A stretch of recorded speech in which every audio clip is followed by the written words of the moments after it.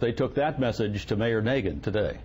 Ball on the ball! Mayor Nagin. Some did time in the city's juvenile jail called the Youth Study Center. This is what we need. Mayor Nagin. Others have children incarcerated there now. But all are working with the Juvenile Justice Project of Louisiana to get the facility shut down.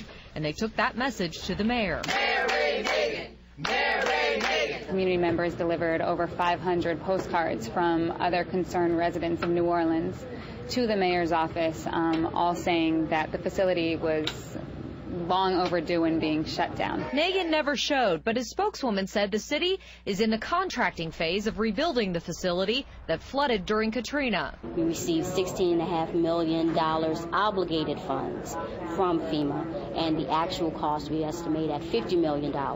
But regardless of those discrepancies, it is a priority in our recovery, and it is in the contracting stage. The Juvenile Justice Project is also suing the city to shut the facility down for what they call inhumane conditions and gross mismanagement. Every study shows that if you lock up a child and they are subject to abuse, they get no counseling, they don't get education, they get inadequate nutrition, are in lockdown for the majority of the day, they are going to exit that facility in a far worse shape. Those are not the conditions today. There's a wing that's already been renovated. There are actually 3 wings that have been renovated. Those 3 wings would stay operating, and the other portion of it would simply be demolished, and they'd start the construction at the footprint of the other portion. It's no different than building a new Macy's at Lakeside Mall. David Bell is chief judge of the city's juvenile court and a staunch advocate for reforming the juvenile justice system.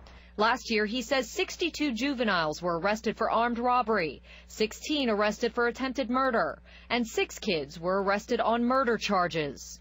Only the city's worst juvenile offenders are housed here at the Youth Study Center, and in fact, many of them are moved.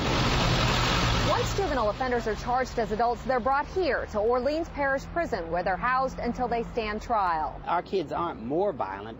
You know, we have fewer services, we have fewer resources, and we have a greater need. It's why Bell in the courts and JJPL on the jail are pushing so hard for reform. We have a system that's been broken for 100 years, so you're not going to get reform in 3 years, and we're not 3 years in yet, but we're certainly headed in the right direction. Katie Moore, Channel 4 Eyewitness News. Judge Bell says those juvenile crime statistics are a big improvement over the numbers before the storm. That per capita reduction in overall juvenile crime is more than 30%.